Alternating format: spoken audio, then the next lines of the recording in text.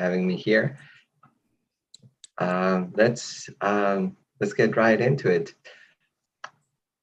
Om Namo Bhagavate Vasudevaya. Om Namo Bhagavate Vasudevaya. Om Namo Bhagavate Vasudevaya.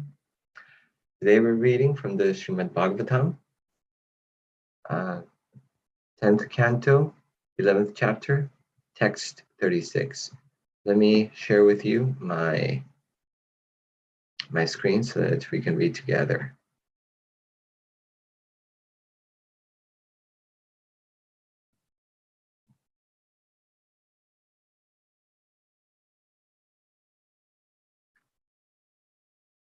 So, Vrindavan Govardhanam Yamuna Pulitani Cha Viksha Sirutama Priti Rama Madhavayor Nipam. Translation: O King, when Rama and Krishna saw Vrindavana, Govardhan, and the banks of the river Yamuna, they both enjoyed great pleasure.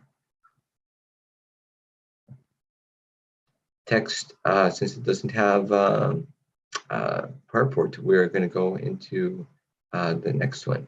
Translation: in this way, Krishna and Balaram, acting like small boys and talking in half-broken language, gave transcendental pleasure to all the inhabitants of Raj. In due course of time, they became old enough to take care of the calves.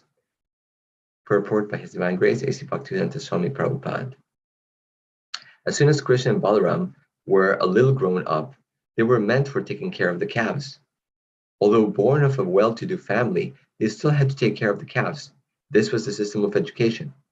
Those who were not born in Brahmana families were not meant for academic education. The Brahmanas were trained in a literary academic education. The Kshatris were trained to take care of the state, and the Vaishyas learned how to cultivate the land and take care of the cows and calves.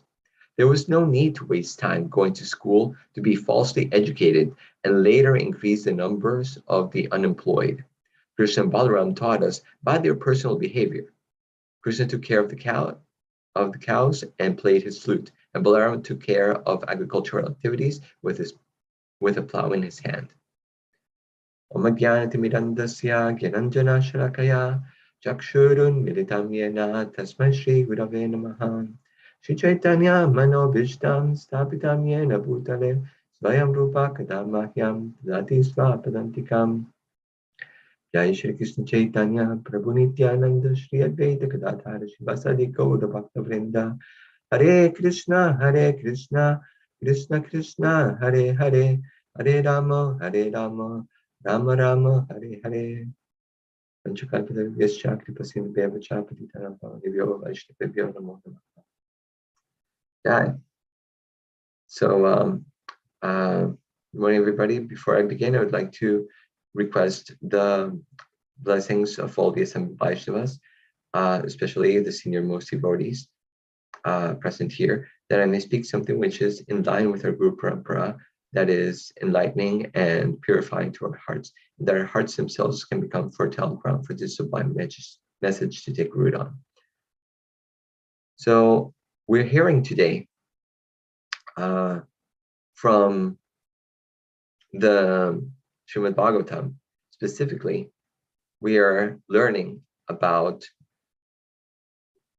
the activities of Krishna and Balaram in Vrindavana as they're getting older. We've been going through their babyhood, and now they're growing up, and that is exciting, because now the more they grow, the more their activities grow. When they are babies, basically, the only thing that they have, the only interaction that they have, is really with the elder Gopas and elder Gopis, and that is basically just in the parental mood. So, we heard, how Nanda, Yashoda, and all the Gopis, they were just having so much fun seeing Krishna and Balaram being dragged by a calf as they are holding on to the tail of the calf and crying and being dragged around, Western style. So Western movie style.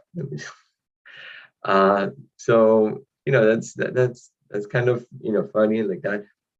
But now, as they're growing up, now they're starting to have interactions with others. Now that they're grown up enough, they're going to take care of the calves. And what does that mean? Well, they're not the only ones that are going to be taking care of the calves. There's the other cowherd boys that are going to be there. And so now they're going to start their sakiras with them.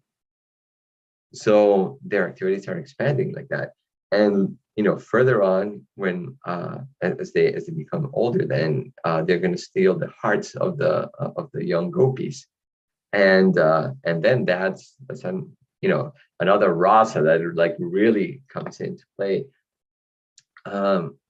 So as they get older and older, just like their activities are expanding, and they're including more devotees into their pastimes.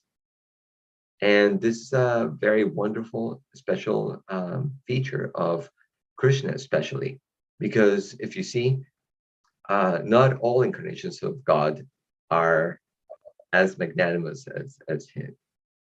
Why? Because you see somebody like Lord Ram. Lord Ram, he will have definitely the Aishvarya Bhav, like Vishnu, and so a lot of the devotees are in that mood of awe and reverence. When you have when we talk about the servants, then there's a lot of servants, but less than in the mood of friends.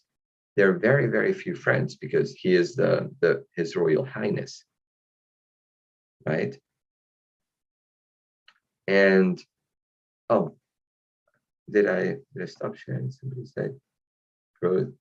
The more Krishna grows, the more his presence." Yes, thank you, Angelica. And as as you get to the parental, it is very just his four mothers. What is it? Three mothers. Yeah, he has three mothers and one father. Very, I don't know how many of the people in there can actually say that they're in, but when it comes to the Madhurya Ras, there's only one lady, and that is Sita, and that's it. And when the sages came to, there were these sages that became enchanted with him, and they saw that their way of relating to the Lord was in Madhurya Ras, in this conjugal love. He said, "Well, right now I'm only accepting one lady, but when I come back as Lord Krishna, you can come back as gopis and be with me." These sages that had been purifying themselves then came back as these gopis, and they were. It is explained that they were actually the gopis that in the first round were not able to make it to the rasa dance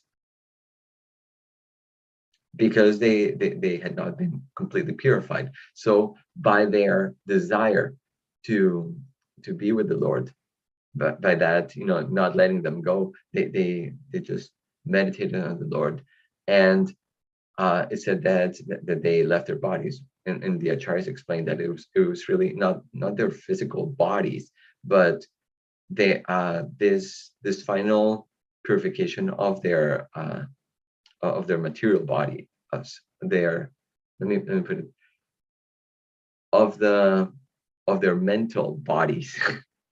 Right, that mentality of ego like that was finally cast out, and then the next time that they had rasa dance, they were finally pure enough to go with Krishna. This was their last part of their training to be with Krishna, their final purification. So the Lord, as he is Krishna, he allows so many into his circle in all of the different rasas. And this is one of the wonderful things about Krishna, that he is all inclusive. He's all attractive and all inclusive, and allows everyone to be in all the rasas. You get in when you're with Lord Vishnu, yeah, I if you're in all reverence, great, and you must be a servant, and basically that's about it. So Krishna will always bring in as many people as is necessary, and there's unlimited jiva souls, and he can take them all. Now, Prabhupada here, he talks about how a very important point, which is that although they were born in a well-to-do family, they still had to take care of the cows because this was a system of education. Now, what is the type of education that we receive nowadays? Prabhupada here explains that basically the people are wasting their time going to school, falsely educated, and later increase the numbers of the unemployed. Let's talk about that for a minute, because there are educators here, and so we have to address that point. So what is he addressing here? One of the things that when I was going to school that was very heartbreaking to me was when friends of mine would be in so much anxiety about this subject in school or that subject, and their grades were not enough, and their parents were putting pressure on them, and the teachers were then also putting pressure on them, and finally they would fail the grade, and they were either kicked out of the school or they were put one grade behind. And this is very, very heartbreaking, for me and for all, especially for those who did who had to go through that. No, and you can see later that, well, what was this really necessary? All that anxiety and like that, because you can see that the subjects that they did not do well on, well, they eventually they did not go into those into a field that required those things. So, for example, I remember having friends that became amazing musicians. Did they really need algebra? Did they really need chemistry and physics and all of these things? Probably not. Just maybe like a general idea of it, sure. But did they actually have to go into the depths of trying to balance a chemistry equation? If they're musicians, they would. They need something. They need something to fall back on. Oh, My yeah, son's a musician. I said, learn a skill, then become a musician. That's probably a wonderful good class, Prabhu. it's probably a good idea, but I'm guessing that chemistry was not something that they were specifically looking to fall back on. It is a good idea if you're an artist of any type to learn a skill to fall back on. But the point that I'm making is the one that Prabhupada is saying here is that we're all different. If you had to evaluate how important it was for I don't know, Charlie Chaplin to learn all of these subjects at school, you would say, well, maybe not so much. Now, how much of this of all this education did he really use? How much of it? If you're like that, like an artist, a lot of these things you're not going to use. If you're going to be a statesperson, yeah, you may use some, may not some. The thing is that back in the day, what Prabhupada is here saying, education was very personalized. Okay, what is the natural aptitude of this person? He's a Brahmana, he's a Kshatriya, he's a Vaishya, he's a Shudra. Let's give this person the education that person actually needs, rather than putting them through so much turmoil in their lives from the very beginning of their lives. These are formative years, and people do get scarred with all of this. And yes, sometimes you can play flute and take care of the cows. It's nice to be able to be kids, right? And not have to like just be worrying all the time about your grades, what's going to happen, like that. So this was very very personalized. What is it that you actually need? What are your natural inclinations? What are things that you actually want to do in life? What are you good at? So if they saw that this person was a Vaishya, well, they're not gonna put them to start learning, like all the Vedas and memorization like that. No, learn to take care of the cow. There are 4 things that the Vaishyas do, right? One is taking care of the cows. One is agriculture. Another one is finance and banking. And forgetting one. There is one more: trade. Trade, business. So these are the 4 things. They would do that on the job.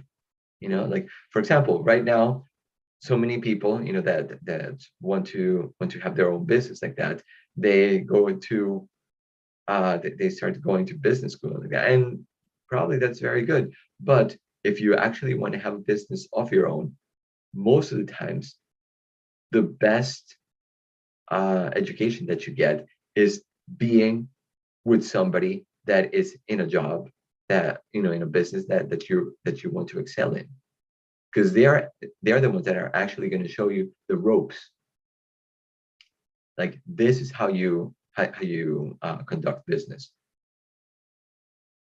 This is how they will need, if you need an accountant, this or if they need to do some accounting. Okay, these are the simple rules for accounting. This is how you manage a lot of people. This is how you do the chain of supply and all of that. They learn it on the job, and that's much more valuable than having to go through 4 years, maybe 6 if you want to get an MBA and all that, and start their own business. Now, for people in management, probably that they need a little bit more.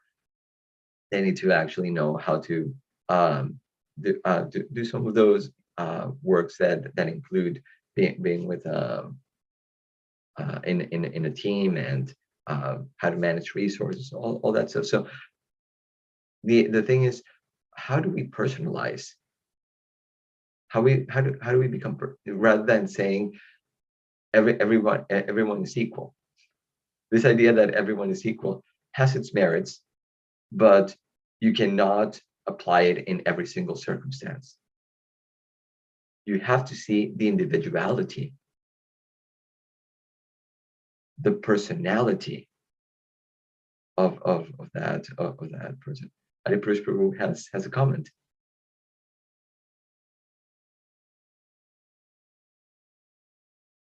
You have to unmute, Prabhu.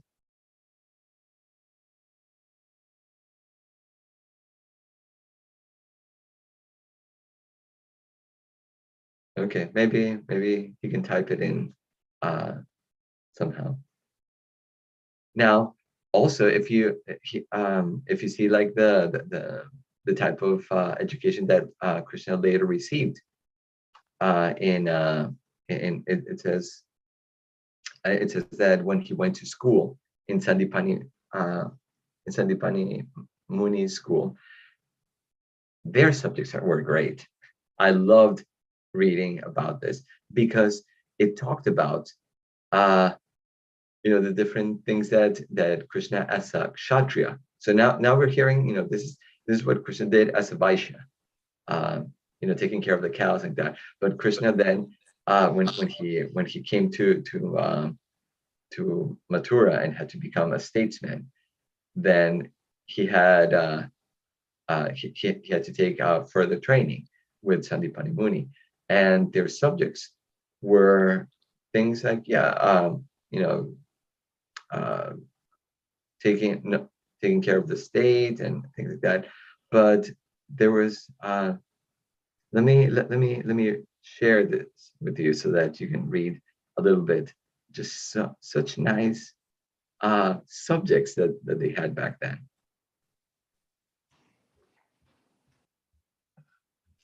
So first of all, they learned how to sing, how to compose songs, and how to recognize the different tunes. They learned the favorable and unfavorable accents and meters, how to sing different kinds of rhythms and melodies, and how to follow them by beating different kinds of drums. They learned how to dance to the rhythm of melody and different songs. They learned how to write dramas, and they learned the various types of painting, from simple village arts up to the highest perfectional stage. They also learned how to paint tilak on the face by making different kinds of dots on the forehead and cheeks. Then they learned the art of making paintings on the floor with a liquid paste of rice and flour. Such paintings are very popular at auspicious ceremonies performed at household affairs or in the temple. They learned how to make a resting place with flowers and how to decorate clothing and limbs with colorful paintings. They also learned a certain measurement so that as one beats to the pots, different tones are produced. And when the pots are beaten together, they produce a melodious sound. They also learned how to splash water in the rivers or lakes while taking bath among friends. They learned how to decorate with flowers. This art of decorating can still be seen in different temples of Vrindavan during the summer season. It is called Pula Badi. The dais, the throne, the walls, and the ceiling are fully decorated, and a small aromatic fountain of flowers is fixed in the center. Because of these floral decorations, the people, fatigued from the heat of the summer, become refreshed. Krishna and Balaram learned the art of dressing hair in various styles and fixing a helmet in different positions on the head.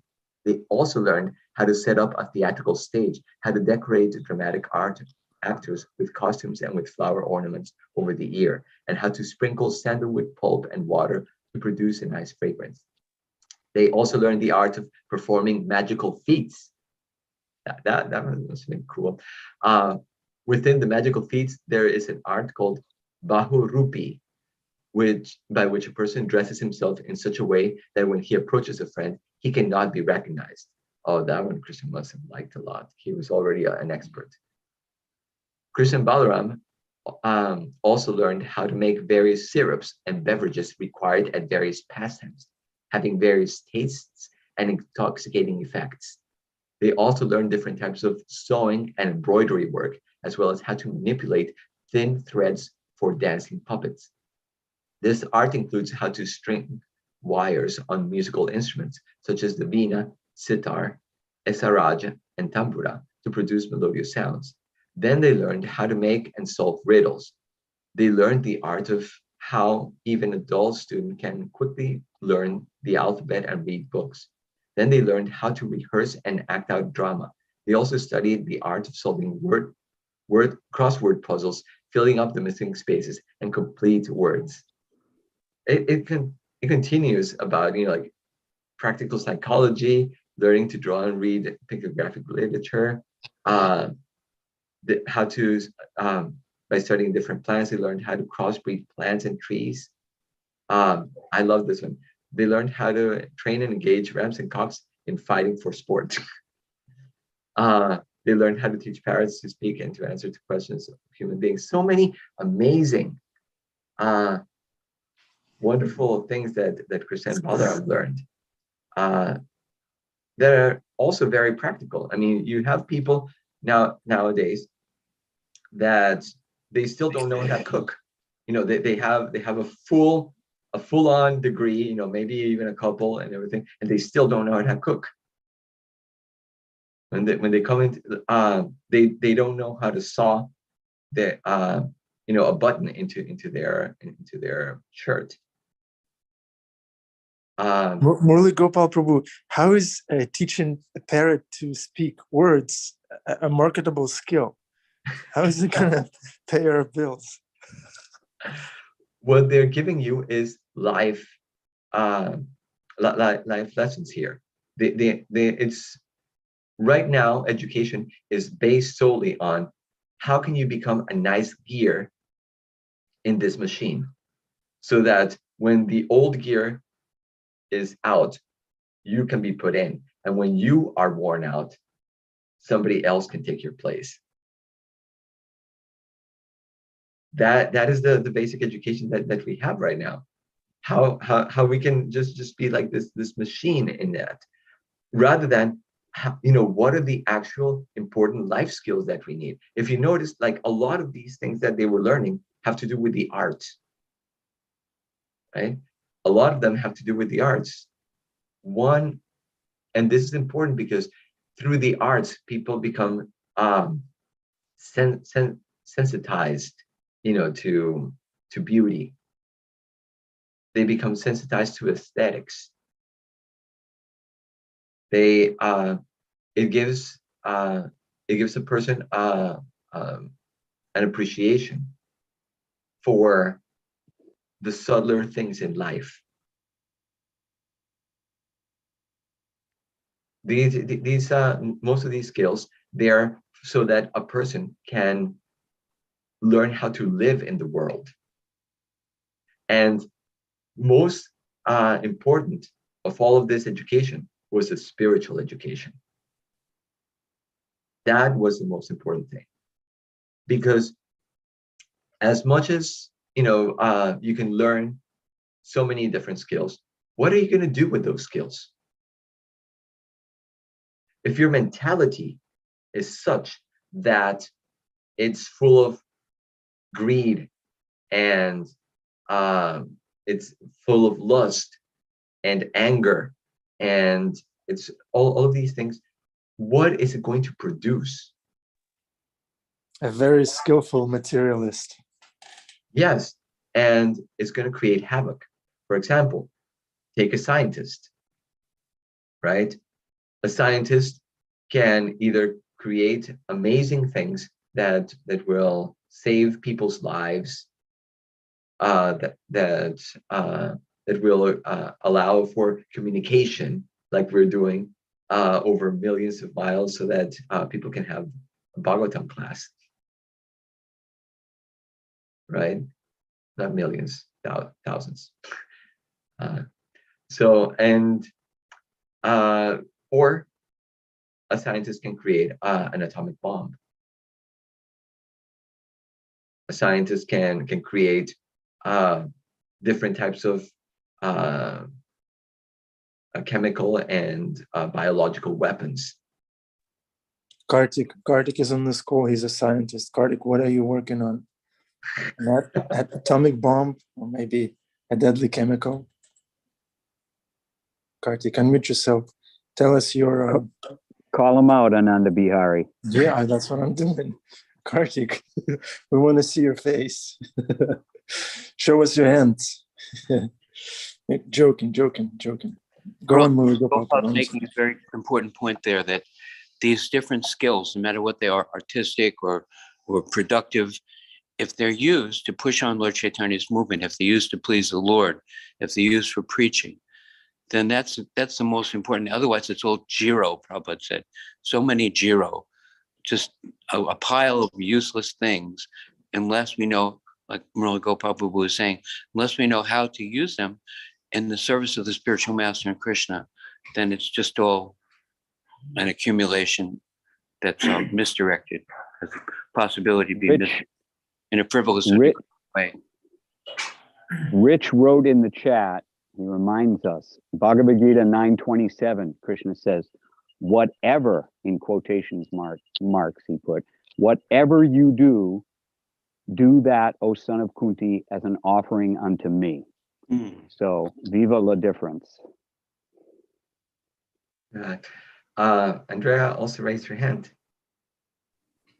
Hare Krishna, Murli, Gopal, Prabhu. Thank Hare. you so much for the class. A lot of what you're saying, what I resonate with is there's a education style called Waldorf Steiner, and they very much promote a lot of what you're saying in the sense of the importance of the arts, the importance of still, critical thinking skills, spirituality, and just kind of having that overall balanced education so that we can still be whole kind of beings, but not losing the spiritual focus.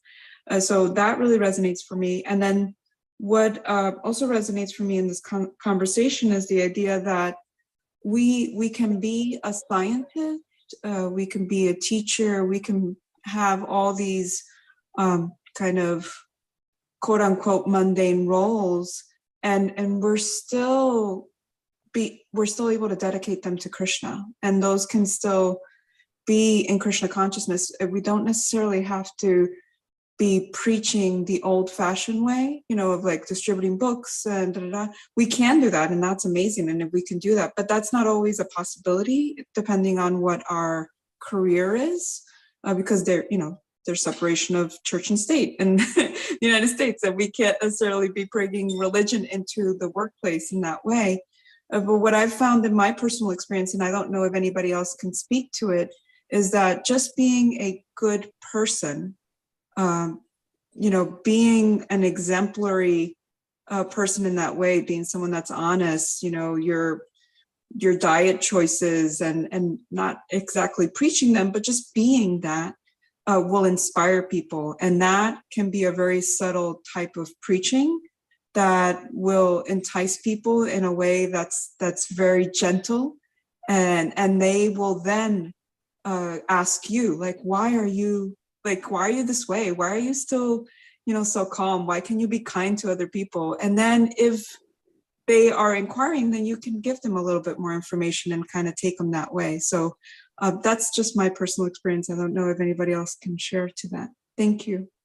Thank you very much, Andrea. Definitely, it's something that this what was it? I think it was this saint. What was his name? Christian saint that said, preach all day, preach all night, preach everywhere, and if you must, then speak. Saint Francis. Saint Francis. Thank you. You had your hand up, Bhima Prabhu? No, I that was by mistake, Prabhu. I Okay. just want to listen. I just want to listen. Yeah. One of the questions was where to find these amazing arts like that. That is in Krishna book, chapter 45. So if you want to read, like the whole list, I just love that very much. Back to Ugo.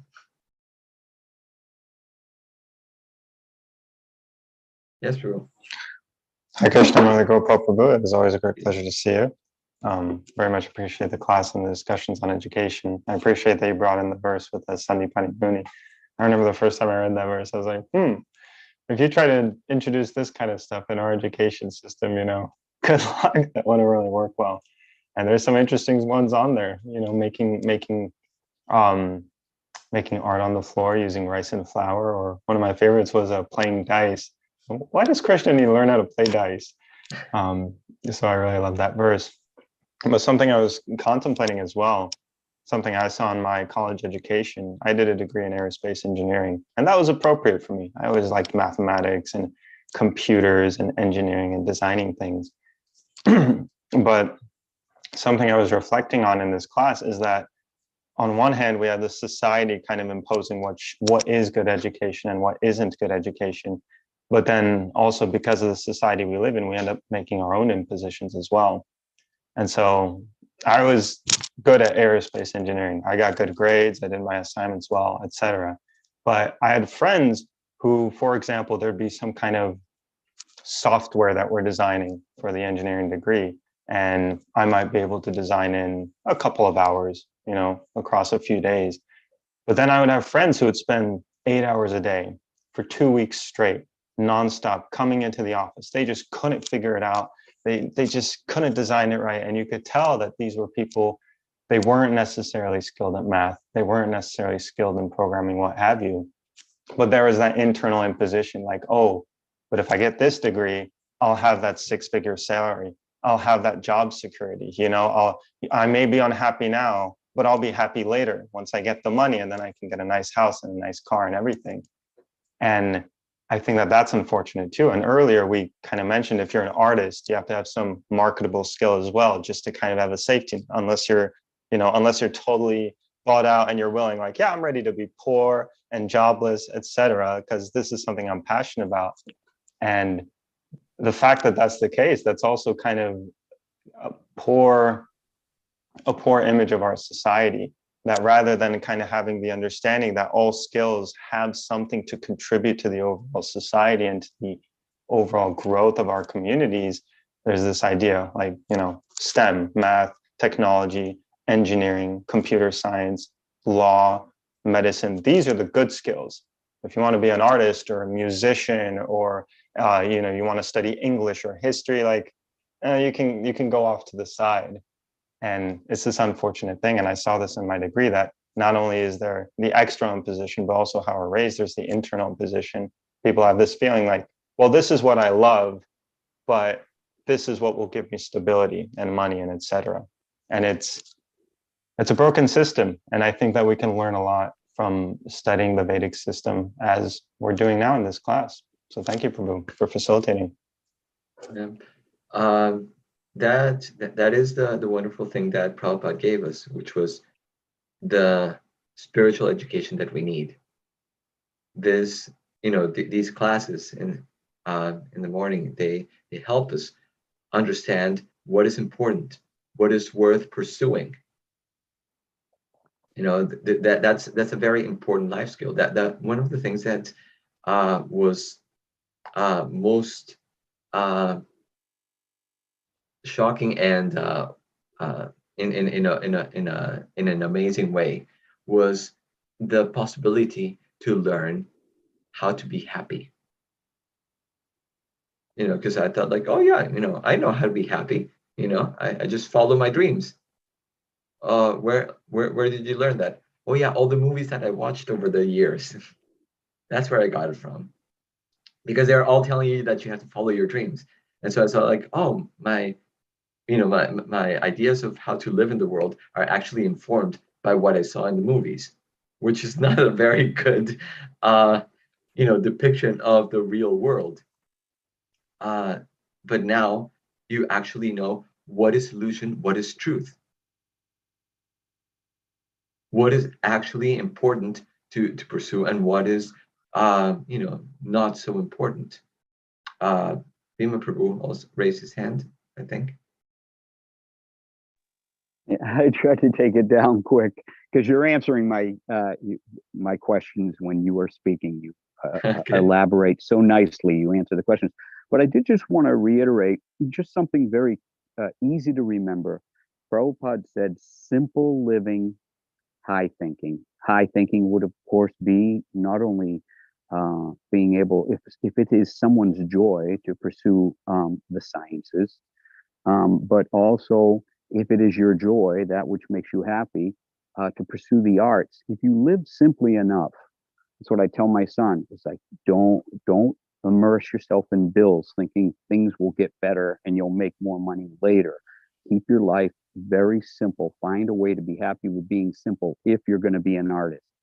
So Prabhupada kind of gives the prescription of a simple life all throughout his books. And it would do us well to also pay attention to that part of things. The world wants us to hunker down and take on, like what you said, the hardness of a cog in a machine. But Prabhupada is saying, be soft, like a farmer, well, hard like a farmer, but at the same time, live simply and learn to self-sustain. And this is how you will free your mind up to think of Krishna and all things beautiful and joyful. So thank you very much. Hare Krishna, Prabhu. Ready? Yeah. We have to learn, the art of finishing. Well, we have to learn that art and science as well, you could call it, of finishing our material life, of taking care of those 4 things that are actually a problem for us, for all of us, which are birth, death, old age, and disease. This is something that Prabhupada hammers over and over. We have to learn how to go beyond, these things, because these are the real problems that we have in our life. We are solving for so many problems. We're solving for our financial problems. We're trying to solve for our mental problems. We're trying to solve for so if we learn how to solve for birth, death, old age, and disease, then we're gold. Angelica. Hare Krishna. I just wanted to bring the question that I asked in the beginning of the class because I would like to hear more about it. And it's simply that you were speaking about Krishna allowing the gopis who didn't make it to the cut of participating in the rasa dance because of their some impurities, and how he gave them the opportunity to do it later and to purify themselves fully so they can participate. And I just wonder, how is that relating to all the jivas? Are all the jivas on this similar trajectory, kind of receiving chances to purify ourselves further so we can come closer to Krishna? Where else do we see that? Well, this is basically going constantly right now in our lives. Our lives right now are being run by Krishna, because he is personally taking care of, everything that happens in our life when we become a devotee is now directly being Krishna directly going into it. It's no longer karma. Some people may see it as oh yeah, by my karma, like that, but generally it is understood that it is Krishna personally who has taken the role of engineering your life so that you can come closer to him. And then sorry, I just want a clarification. Then what is the definition of a devotee that you're using in this context? When you surrender to him, when you're actually trying to your level best to come closer to him, you may be starting with 1 round, 2 rounds, like that. You're making an endeavor. You're making an endeavor to come closer to him. You want Krishna. You actually want to come closer to him. That definition. And it is said that when we finish our progress through this, we don't go directly to the spiritual world.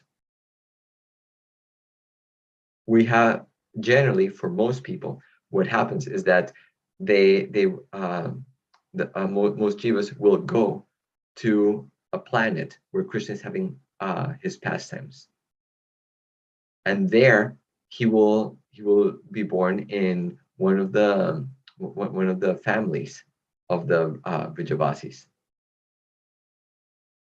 And being in that situation, being in this place, then they will learn under the guidance of one of the Vrijavasis. They will learn how to serve Krishna in the particular mood that devotee is cultivating. And so, being in that association, being with Krishna like that, then when that life there is over, then they are transferred into the spiritual realm. So those sages, they had perfected themselves, and they had to take birth in the wombs of gopis in Vrindavan as young gopi girls that would later, come to be lovers of Krishna. And then after that, then they would be transferred, because now their training is complete. Krishna knows how to actually train.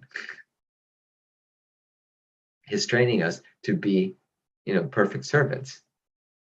He's doing everything so that we have the pure heart, so that we have the right mood. And it is actually said that a person, as they're progressing in their spiritual life, at some point in their stage of, in going from Shraddha to Prema, I think it's in the stage of Bhav, they start getting glimpses of what their service is going to be, and they're going to be attracted to a specific personality from the spiritual world. So somebody like, for example, in Vatsalya Rasa, the parental mood, they will start looking into Nanda and Yashoda, and they will be very much attracted to them, and they will, they will want to meditate, especially on the childhood pastimes of Krishna. And so this mood starts becoming stronger and stronger. And when they reach to the level of prema, then they're absorbed in that mood. And so that is when they finish their life here, they go to that material planet where Krishna is taking his pastimes and being a part of that in that mood. So if they're in the mood of parental, then they'll be born just a little before Krishna, so they can be old enough and so they can be trained into how to take care of baby Krishna. I hope that answers your question. Very much.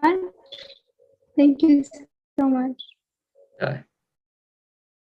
And Vihar Prabhu, it's 8:05. Thank you, Murli Gopal Prabhu. Very thought-provoking, bhakti-provoking class. Thank you very much. Thank you, everyone, for contributing to this class. Offer your mundane roles to Krishna, and you'll get transferred to the next planet. The conclusion of that class was very sweet. That was very nice. Yeah, thank you. Bhima Prabhu. Okay, it's Saturday. Give it to Krishna. Give it to Krishna. All right. Hare Krishna. Nice seeing you all, dear devotees. Haribol. Hare Krishna.